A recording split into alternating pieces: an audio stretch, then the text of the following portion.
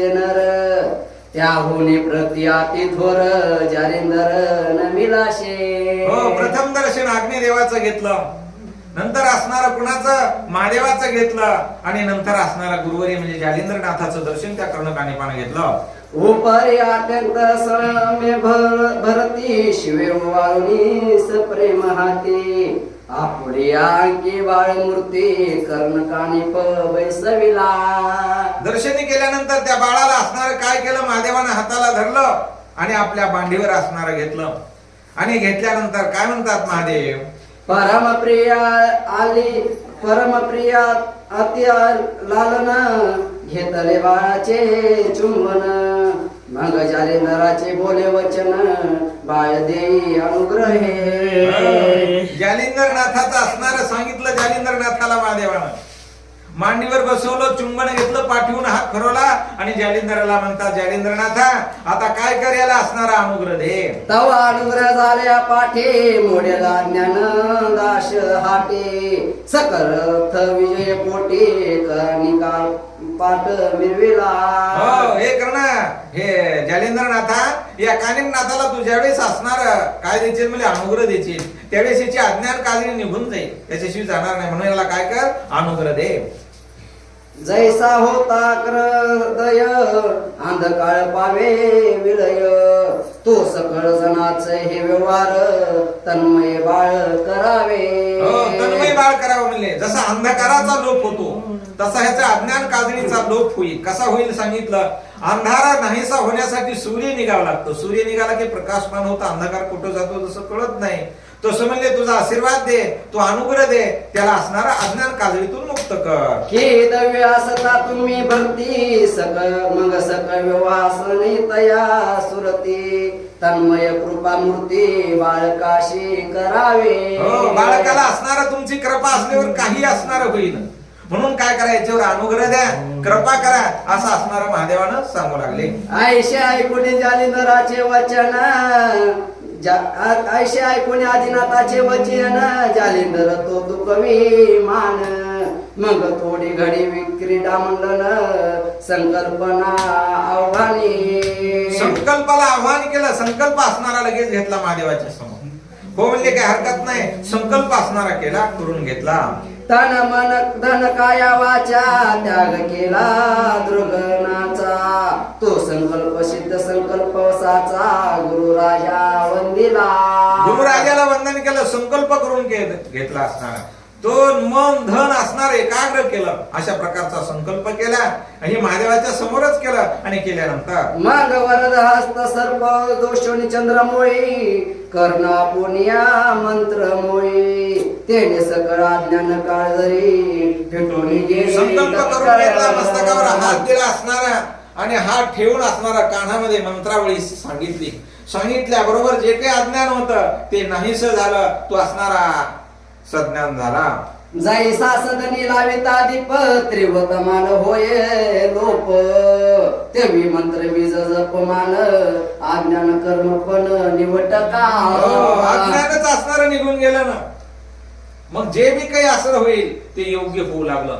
अज्ञान नाहीस झालं. एक जसं असणारा घरामध्ये अंधारामध्ये दीप लावावा, दीप लावल्यानंतर अंधकार जसा नाहीसा होतो तसा असणारा मनातला अंधकार नाहीसा झाला. व्यक्तित्व सकळ भास पूर्ण झाला विजय नास मग सकळ चरणी माझा विश्वास एक रूपे वर्तवासे.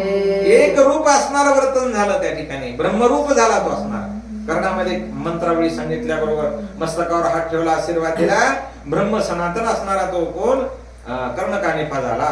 ब्रह्मदृष्टी सकळिक खून दृश्य गुरुमुखे करुण हे ते हरे रुद्र ब्रह्मरूपे चैतन्य एक रूपे मिळाले. ब्रह्म सनातन झाला. ब्रह्म सनातन म्हणजे चराचरामध्ये असं असणार त्याला ब्रह्मशिवाय काहीच दिसणार, ईश्वरा वाचून असणार काहीच ते असणाऱ्या कर्णकानिपाला दिसणार, अशी अवस्था झालेली आहे. असो ऐशे होता या राटी मग उतरले झाले चतुर जेटी परी चालता माही पाठी भद्रिकाश्रमी पातरले. चार रत्न होते ते, एक महादेव, दोन जालिंदरनाथ, तीन अग्निदेव आणि असणारा चौथा कर्णकानिपा. ह्या चारही रत्न असणारे तिथून कुठं बद्री केदारनाथाला आले. आल्यानंतर मग सुचवून द्विजमूर्तीनं युक्त सांगे जालिंदर कारण बारेचे का दत्त वचन कानी फाते समप्रिय. हो, जेवढं अग्निदेवानं सांगितलं कुणाला, जालिंद्रनाथाला, जालिंद्रनाथा त्या दत्तात्रय मुनींनी तुला जी विद्या शिकवलेली आहे तेवढी विद्या मात्र काय कर आता ह्या तुझ्या शिष्याला म्हणजे या कर्ण कानिफाला शिकव, असं असणार अग्निदेव सांगू लागलेले आहेत. ऐशी सांगुनी स्वयं व्यक्ती अदृश्य झाला दहाक मूर्ती वरिद शौत्री उमापती पाषाण मध्ये त्या मिरविले. असो त्या ठिकाणी असं सांगितलं आणि अदृश्य झाले अग्निदेव. तिथं मग महादेव होते, तेही असणारे, तेही असणारा होकार दिलेला आहे, तेही अदृश्य झाले. मग काय केलं पहा, परिपाषाण ती माझारी दत्त कृपेची विद्या लारी साठवणी कानिफांतरी केला भांडार विद्याचा. केदारनाथाला कर्ण कानिपाला जी दत्तात्रय मुनींनी विद्या शिकवलेली होती कुणाला, जालिंद्रनाथाला, ती सगळ्या प्रकारची विद्या होती, सगळी असणारे त्या ठिकाणी असणारे शिकवू लागले. सर्व विद्येमध्ये तो असणारा प्रवीण केला. सकल अस्त्र केले प्रवण परिसंजीवनी अस्त्र दीप्तिपेमान आणि दुसरे वाताकर्षण जालिंदर लक्षिले असे. जालिंद्रनाथानं सगळी विद्या शिकवली पण दोन विद्या मात्र शिकवले नाही. एक वाताकर्षण नावाची विद्या शिकवली नाही आणि दुसरी संजीवनी विद्या एक शिकवली नाही. अशा प्रकारच्या दोन विद्येने वंचित ठेवला, बाकीची सगळी शिकवली. आता दोन काय विद्या शिकवल्या नाहीत याचं कारण होतं का शिकवली नाही, ऐका. मनाल करून या रक्षण सांगितले सकल विद्याचे कारण तरी तुक्याचे रक्ष वय संशय कोण जालिंदर उदेशीला हो. सगळी विद्या शिकवली, मग एवढ्या दोनच विद्या का शिकवल्या नसाव्यात, एक संजीवनी आणि एक असणार वात आकर्षण नावाची विद्या.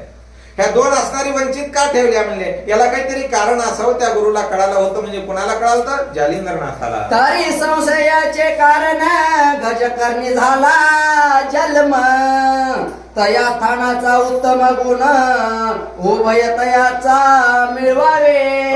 याचं कारण होतं म्हणले गजाच्या कानामधून याचा जन्म झालेले, म्हणून हत्तीचे काही गुण त्याच्यामध्ये असावेत, म्हणून हे दोन अस्त्र मात्र त्याला शिकवले नाही. दंभक बुद्धी संस्कार पाहून या जालिंदर वाताकर्ष संजीवनी मंत्र अस्त्र भित्री रक्षिले. सगळ्या अस्त्रामध्ये दोन अस्त्र जे होते वात आकर्षण आणि संजीवनी नावाचं अस्त्र, हे रक्षण का केलं, शिकवली का नाही. तर हत्ती कसा असतो, दांभिक व्रतीचा, आणि दांभिक व्रती ही याला आलेली असावी, म्हणून हे दोन अस्त्र मात्र शिकवले नाही. परिसकर अस्त्र झाला निरूपण मग बोलता झाला उमा रमण अस्त्र देखता करून प्रसन्न कानिप नाते देई का. अस्त्रविद्येमध्ये प्रवीण केला, महादेवाला कळालं, महादेवाला समजलं, आता अस्त्रविद्येमध्ये प्रवीण झाला. जालिंद्रनाथाला महादेव म्हणतात, अरे जालिंद्रनाथ आता अस्त्रविद्या शिकवलीस, सर्व देवताला बोलो, ह्याला असणारा आशीर्वाद करून दे. मग स्तनव अस्त्र उप जपोली तरुत्व बोलत लविले सकल दैवत इंद्र वरुण अश्विन सहित महालागी उतरले. उतरले म्हणजे स्तवन अस्त्र मंत्राचा जप केला. स्तवन अस्त्र मंत्राचा जप करून सर्व देवता होते त्या दैवतेने असणारे खाली पृथ्वीवर उतरविले. दवन मानव प्रज तापवंत आतर वितर पातर जे व्याख्यात नवनाग कुरुवंशवंत तेही पातरले ते ठाया.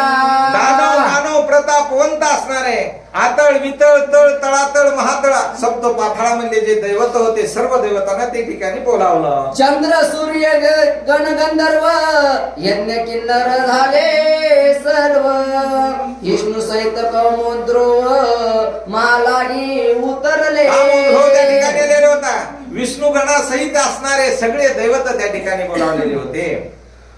खरेंद्र सहित लोप गमन येता झाला दशरथी राम अवतार क्षे विष्णू दशम अवतारती मिरविला. बृहस्पती विष्णू परमात्मा त्या ठिकाणी असणारा सर्व आपल्या आपल्या गणाने घेऊन असणारे सर्वच आलेले होते, बोलावलेले होते जालिंद्रनाथांना. कशासाठी, की हे असणाऱ्या कर्णकाणिपाला आशीर्वाद द्यावा म्हणून 52 विरजर देवता शंकिनी डाकिनी कालिकी सहिता अष्ट भैरव गण बावन वीरासहित असणारे अष्टभैरव होते. शंकिनी डंखिनी यक्षिणी ह्या जी अष्टदेवता आहेत ह्या असणाऱ्या नायिका होत्या. ह्या नायिका सगळ त्या ठिकाणी बोलावलेल्या होत्या. ऐसा देवता वर्ण किती मृत्यू लोकी पूर्ण ख्याती 33 कोटी संख्या बोलती दृष्टी असणाऱ्या देवता म्हणतात. या मृत्यू लोकांमध्ये म्हणतात 33 कोटी देवता. सगळी 33 कोटी देवता त्या ठिकाणी आशीर्वाद देण्यासाठी बोलवलेली होती. असो ऐसा समुच्च कारण त्यादिवशी जालिंदर करी नमन बुद्धी जरी सर्व सोडून बोलता झाला तक्षणी. जे देवता बघितले कोणा कर्णकाणिपाने सर्वांना नमस्कार केला आणि त्या ठिकाणी असणारे काय बोलू लागले. म्हणे महाराजा कृपा मूर्ती काळी मिळविला सहज प्रती तो योग देऊन आणि कृती कार्य लागी व्रतावे. आपल्या कार्याला असणारं वर्तावं तुम्ही करावं विनंती केली असणारे जालिंदरनाथानं. का काय कार्य म्हणले. मी सगळी विद्या असणारी शिकवलेली कर्णकाणिपाला आणि तुम्हाला बोलवण्याचं कारण म्हणजे त्याला आशीर्वाद द्या. योग्य कार्य करा. ऐशे कुडी देवाचे वचन बोलत दैवत बोलले सकळ जन तुम्ही आमचा वर प्रसादन सिद्ध विद्ये दिदलेशे. तुम्ही म्हणले असणारा विद्या शिकवणारा आम्हाला बोलवणार आम्ही असणारा आशीर्वाद देणार. खरोखर असणारा तुम्हाला मानावं लागेल असे देवत बोलू लागले. दिदले परी कवनार्थी श्री पावकाच्या मोहाप्रती आणि अस्त्री सुत तुम्हा प्रती विद्यानाथ झाला तुला आम्ही असणार काय केला आशीर्वाद दिला. का तुझ्या वडिलाच्या अनुसरून तुझे वडील बोलावलेली होती वडिलांनी म्हणून दिला. दुसरी गोष्ट होती म्हणजे दत्तात्रय मुनीचं असणारं मागणं होतं म्हणून तुला आशीर्वाद दिला. आता तू ही विद्या कर्णकाणिपाला शिकवलीस पुन्हा आम्हाला बोलावलोस मग असंच आम्ही करीत बसायचं का आशीर्वाद देत राहायचं का असे देवत बोलू लागले. ऐसा उभयाचा भेट करूनी तुम्हाशी दिदले वर प्रसादान परेतून पुढे आणि कारण वर मिरविता नाही जी. असे वर कुठवर द्यायचे म्हणले. त्यावेळेस तुम्हाला जे दिला वर याचं कारण होते तुमचं वडील आणि ते असणारे दत्तात्रय म्हणे. पुन्हा म्हणजे तुम्ही अजून विद्या दुसऱ्याला शिकवली पुन्हा वरदान मागता म्हणजे असं कसं होईल. हे शक्य नाही. असे कोण ते दैवत म्हणू लागलेले आहेत. तेथून तुम्ही पुढती शिष्य सकान मिती इतक्या सहित सभे विद्ये प्रती वर किती आपोवा हो. आम्ही वर पुन्हा कुणाला द्यावा म्हणले. तुम्ही आता अनेक शिष्य निर्माण करतील पुन्हा कर्णकाणिपा कुणाला तरी शिकवीत बसत शिष्य होतील म्हणले पुन्हा तुम्ही आम्हाला बोलावता. आम्ही काय वरदानच देत राहायचं का. हे आम्ही वरदान देणार नाही. स्वीकार केला नाही त्या दैवताने. बरे म्हणाल का वाईट परीन आपण आम्हा बष्ट म्हणाल तैसा महाश्रेष्ठ दुःख देही आपुल्या. आम्हाला विनाकारण दुःख देऊ नका. तुम्ही आम्हाला बरं म्हणा की वाईट म्हणा म्हणजे पण प्रत्येक वेळेस बोलून आम्हाला आशीर्वाद आमच्याकडून घेता म्हणजे हे शक्य होणार नाही. दैवत जालिंदर नाथाला बोलतात. ऐशे म्हणून विमानी बैसचा झाले दक्षिणी तो जालिंदराची दृष्टी पाहुनी परमचित्ता शोभला. दैवत आपापल्या विमानामध्ये बसले जाण्यासाठी सज्ज झाले निघाले. हे बघितलं कुणा जालिंदरनाथानं. मग राग आला त्या जालिंदरनाथाला आणि राग येऊन काय करतो मने माझा अनादर करून जाता स्थानावर परी माझा चमत्कार निज दृष्टी पाहावा. असणारा माझा अनादर करता माझा अपमान करून तुम्ही जाते पहा तरी म्हणले माझा असणारा चमत्कार आता. मग करी कवरुणी भस्मची मुठी वातास्त्र पेरता झाला जेटी तेने करून या नाभा पोटी पेरण झाले वस्त्र ते. प्रेरक झाले अस्त्र ते.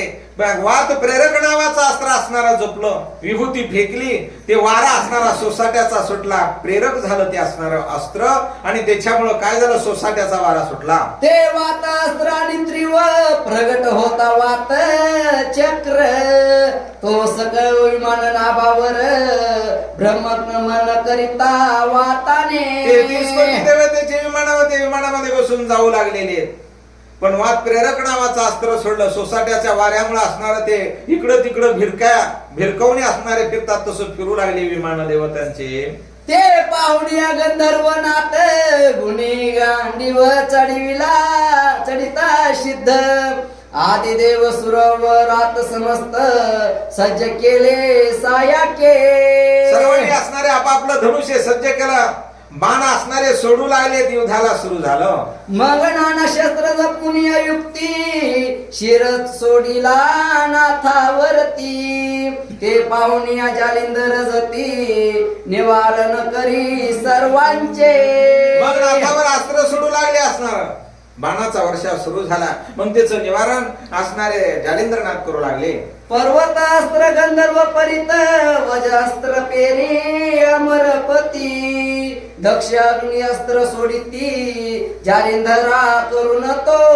पर्वतास्त्र असणारा सोडलं, दक्ष अस्त्राने सोडलेले, त्याचं निवारण जालिंद्रनाथ करत होते. अशा प्रकारचं युद्ध त्या ठिकाणी सुरू झालं. धूमास्त्र अश्विनी देव नागास्त्र परितास कर दवन. ऐशास्त्र बहुत गौरव बहुतानी ती निर्मिले.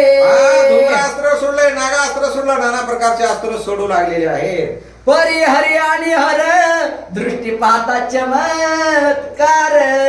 म्हणती पुढे कैसा विचार निज दृष्टी पाहू की. विष्णू परमात्मा आणि महादेव विचार करू लागले, हसू लागले असणार. आता काय करावं म्हणजे आपण चमत्कार यांचा बघू, काय ताकद आहे, काय करतात ते, आणि ते असणारे बघू लागले.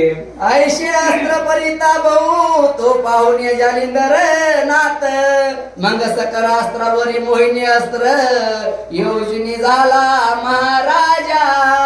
सर्व अस्त्रावर एक अस्त्र सोडलं, त्याचं मोहिनी नावाचं अस्त्र उपयोग केला आणि ते अस्त्र असणार सोडल्याबरोबर काय झाला. ते मोहन अस्त्र तरी परत द्वेष तू करी प्रताप बाहेरी.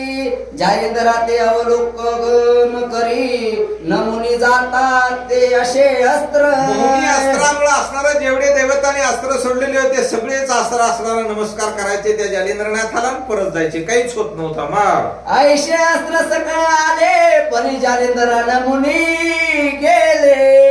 परी पर्वतास्त्र युक्त केले निवाटी वातास्त्र ते. पर्वतास्त्र निर्माण केलेले, कारण ते वात नावाचं जे अस्त्र होतं त्याला कोंडण्यासाठी पर्वतास्त्र टाकलेलं होतं. सगळे अस्त्र तर यायचे आणि नाथाला नमन करून परत जायचे. मग विमाने होऊन या स्वर्ग स्थित समोर दाटले वात चक्र. मग एकाता बोलत उत्तर ऐसा विचार करावा. कसा विचार करावा म्हणजे स्थिर झालं सगळं. दैवत विचार करू लागले म्हणजे आता काय करावा, काय सगळे अस्त्र सोडलेले तर नमस्कार करून परत येतात म्हणजे याच्यावर तर काही चालत नाहीत अस्त्रे आपले. दैवताने विचार केला, काय म्हणतात, जी जी अस्त्र पेरिता आपण ती तेथे जाती नमुन. तरी आता शस्त्र घेऊन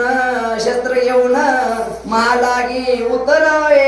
म्हणजे आपण अस्त्र जे सोडतो ते मोहिनी नावाच्या अस्त्रामुळे आपला काय होते म्हणले नमस्कार करतोय परत येते. मग जमिनीवरच उतरू आणि पृथ्वीवर उतरून त्याच्यावर असणार काय करू म्हणले युद्ध करू. देवतांनी विचार केला, त्रिवशस्त्र घातले करून दुध मुखात ते करावे हरण.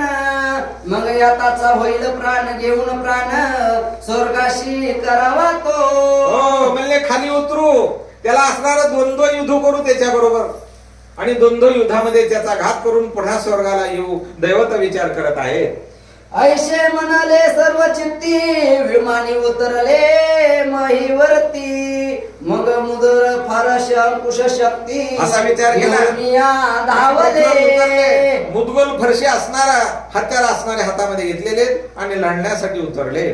त्रिशूळ खडवाले समोर फरशा मुरळस पाडू कट्टर. कट्टर घेतलेले, त्रिशूळ घेतलेले हातामध्ये असणारा फरशी असणारे कुऱ्हाड घेतलेले आणि दन दन करीत असणारे त्या ठिकाणी युद्ध त्या कानिमनाथावर हत्यार मारू लागले. गुप्त बालेशीलता तैसा शस्त्र केली किती वर्तिता. सख्या रूपी प्रवाहिता येऊन या धावले. गुप्त भाले होते, भालांचा वर्षाव करू लागले. कोणावर? त्या जालिंदरनाथावर. असं ते असणाऱ्या ठिकाणी युद्ध करत होते. ते पाहून या जालिंदर सोडता झाला महिनी अस्त्र कामिनी अस्त्र, कामिनी अस्त्रावरी पवित्र काम अस्त्र परिले. मग काय केलं होते ना असणाऱ्या जालिंदरनाथानं? कामिनी नावाचं अस्त्र सोडलं. सुंदर स्त्री असणाऱ्या त्या ठिकाणी निर्माण झाल्या आणि सुंदर स्त्रीला बघून काम वासना व्हावी हे एक कामास्त्र नावाचं अस्त्र सोडलं. त्या स्त्रीला बघून हे दैवत लंपट व्हावेत ह्या हेतूने हे दोन अस्त्र सोडले.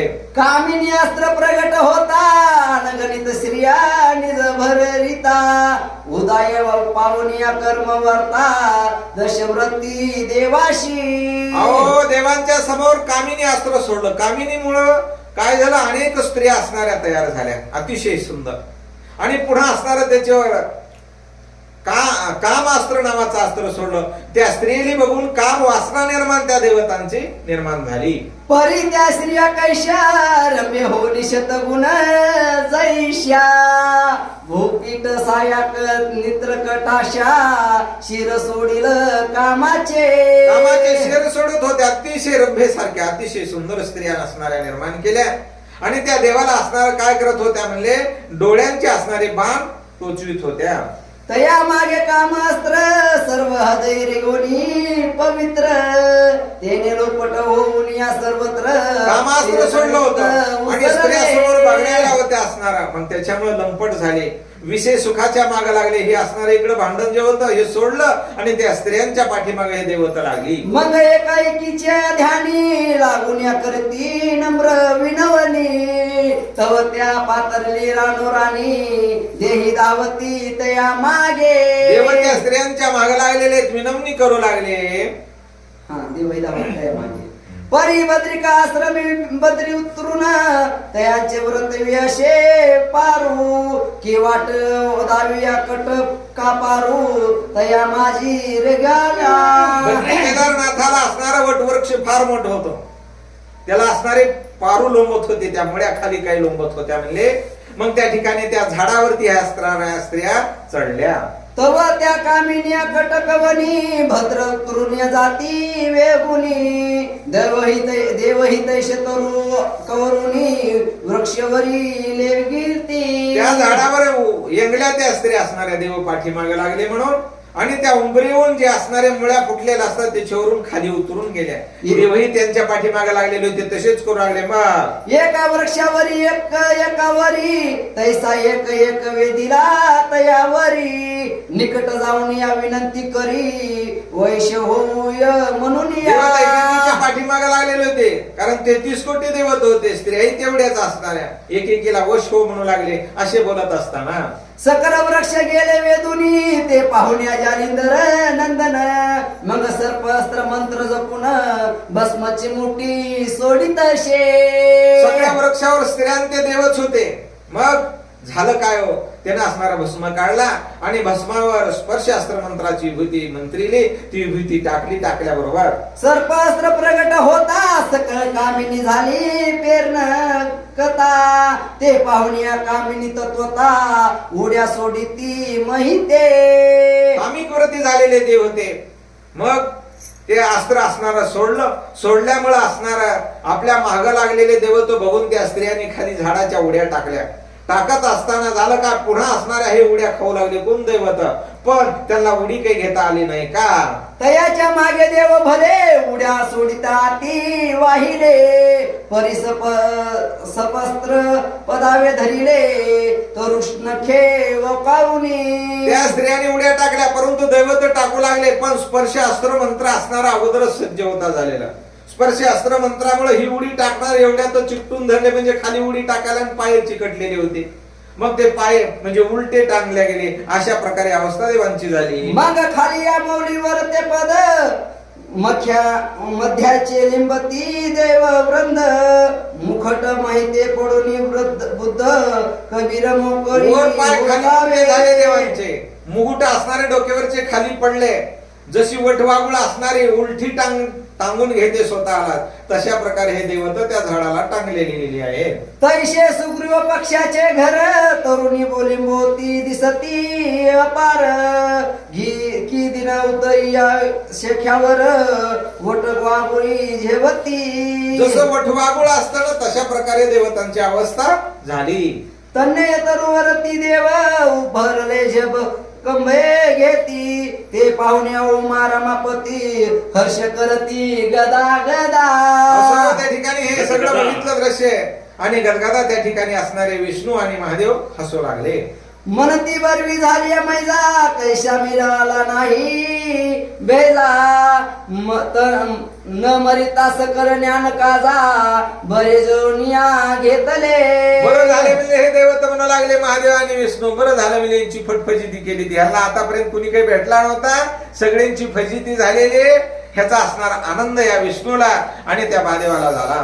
मग स्त्रिया तरवटी काम करित्या झाल्या शेवटी.